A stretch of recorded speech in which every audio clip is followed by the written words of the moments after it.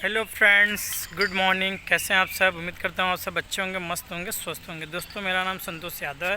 सबसे पहले तो अपने चैनल स्काई रेलवे लाइफ में आप सभी लोगों का स्वागत करते हैं। इस वीडियो में हम लोग बात करेंगे सीटेट 2024 का जो एग्ज़ाम दिसंबर 15 या 14 दिसंबर को होने वाला है, उससे रिलेटेड हम लोग बात करेंगे कि जो भी कैंडिडेट फर्स्ट टाइम सीटेट का एग्ज़ाम दे रहे हैं तो कम टाइम में कैसे आप अच्छे मार्क्स के साथ सीटेट को क्वालिफाई कर सकते हैं। जैसा कि आप थंबनेल देखकर ही समझ गए होंगे कि 3 बार हमने सीटेट क्वालिफाई किया है और मैक्सिमम मेरा स्कोर 110 है। ठीक है, प्राइमरी जूनियर दोनों मेरे 100+ स्कोर रहे हैं हमेशा। ठीक है, तो मैं अपना स्ट्रेटजी आप लोगों को शेयर करूंगा कि मैं कैसे तैयारी करता था। ठीक, लेकिन जितने भी कैंडिडेट नए हैं उनको मैं बता दूं कि मैं करेंटली इंडियन रेलवे में एडीएस के पोस्ट पे वर्क कर रहा हूँ। ठीक है, और इसके पहले मेरा डीएलएड कंप्लीट हुआ है डायट से, जिसको बीटीसी भी बोलते हैं। उसके बाद 2 साल केंद्रीय विद्यालय में एज ए कॉन्ट्रेक्चुअल टीचर भी मैंने पढ़ाया और डिफरेंट गवर्नमेंट एग्जाम की तैयारी करता रहता हूँ, जैसे सीजीएल, एसएससी, बैंकिंग, रेलवे और टीचिंग में केबीएस में भी फाइनल इंटरव्यूज़ बार, तो डिफरेंट एग्जाम की तैयारी करता रहता हूँ। तो उसी से रिलेटेड आप लोगों को मैं बताऊँगा कि क्या स्ट्रेटजी होना चाहिए जो फर्स्ट टाइम सीटेट को देने जा रहे हैं। ठीक है, या जो काफ़ी टाइम से सीटेट का एग्ज़ाम दे रहे हैं प्राइमरी जूनियर में, जिनका नहीं निकल पा रहा है, तो क्या गलती करते हैं वो मैं बताना चाह रहा हूँ और हमने कैसे कम टाइम में तैयारी किया था। ठीक है, तो मॉर्निंग का टाइम है, जस्ट मैं ड्यूटी जा रहा था, तो एक छोटा सा ब्लॉग आप लोगों के लिए बनाकर प्रोवाइड कर रहा हूँ। ठीक, चलिए बिना देर के स्टार्ट करते हैं। सबसे पहला चीज़ आपको क्या करना है कि आपको किसी भी कंपटीशन का, जैसे यूथ कंपटीशन का बुक ले लीजिए या घटना चक्र का लीजिए, किसी का भी एक बुक खरीद लीजिए प्रीवियस ईयर का। ठीक है, जिसमें जो प्राइमरी की तैयारी कर रहे हैं प्राइमरी लेवल का ले लीजिए, जो जूनियर की तैयारी कर रहे हैं जूनियर का। जूनियर में और प्राइमरी में सेम चीज़ रहता है, बस मैथ और साइंस उसमें चेंज हो जाता है जूनियर में, और सोशल साइंस वालों के लिए सोशल साइंस चेंज हो जाते हैं। बाकी 3 सब्जेक्ट कॉमन होते हैं। ठीक है, लैंग्वेज का पेपर और सीडीपी का, तो ये डिफरेंसेस हैं। तो आपको करना क्या है, प्रीवियस ईयर का पहले पेपर खरीद लेना है। एक बार प्रीवियस ईयर का पेपर लेने के बाद आपको उसको क्या करना है, एक बार पढ़ डालिए, पूरे पेपर को एक बार देखिए, पढ़िए, और उसमें जो नीचे 4 ऑप्शन का डिस्क्रिप्शन, मतलब डिटेल में एक्सप्लेनेशन जो दिया रहता है, उसको आपको क्या करना है, एक बार अच्छे से देख लेना है। ठीक है, तो उसको आप अच्छे से देख लीजिए।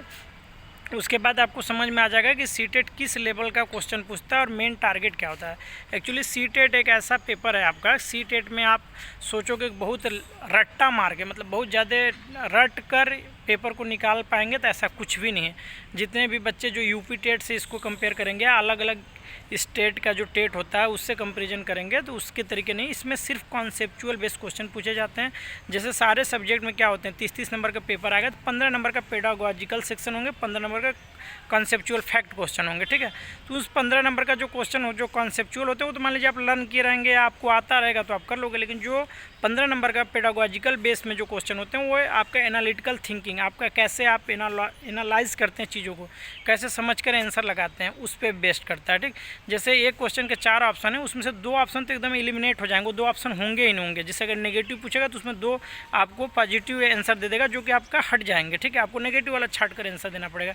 लास्ट के 2 ऑप्शन में से आपको सोचना पड़ेगा, जिसको सोचने की क्षमता, वो भी आप सोचेंगे कैसे। अगर प्राइमरी का एग्जाम दे रहे हैं तो आप क्लास 1 to 5 के बच्चों को कंसिडर करके सोच कर एग्जाम लगाएंगे, तो आपका आंसर सही होने के चांसेस ज़्यादा रहेंगे। अगर 6 to 8 का आप आंसर लगा रहे हैं तो 6 to 8 क्लास के बच्चों का एज ग्रुप आप माइंड में लेकर चलेंगे, उनके सोचने का तरीका लेकर चलेंगे, उसके हिसाब से आंसर लगाएंगे तो आपका आंसर सही हो जाएगा। ठीक है, तो ये रहा, पहले प्रीवियस ईयर का पेपर ले लीजिए।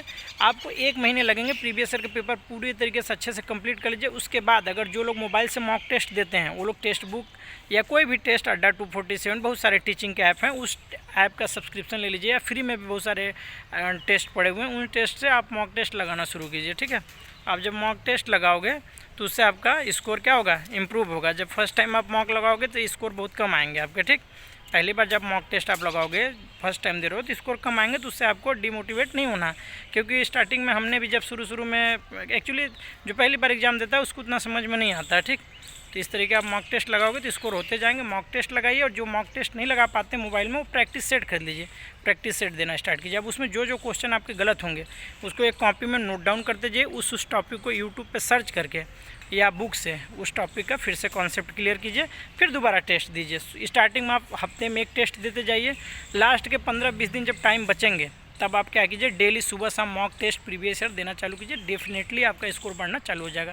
तो जितने लोग हमारी इन बातों से सहमत हैं, आप प्लीज़ कमेंट कीजिएगा कि हाँ आपकी बातें ठीक लग रही है मेरे को, और आप पढ़ना शुरू कीजिए। चैनल पर नए तो चैनल को सब्सक्राइब कर लीजिए, बेल आइकन को प्रेस कर लीजिए। और दूसरी वीडियो में मैं पूरा डिटेल में अपना स्कोर कार्ड के साथ एक वीडियो बनाऊंगा कि कितने कितने मेरे स्कोर आए थे। चलिए आज के लिए इतना ही।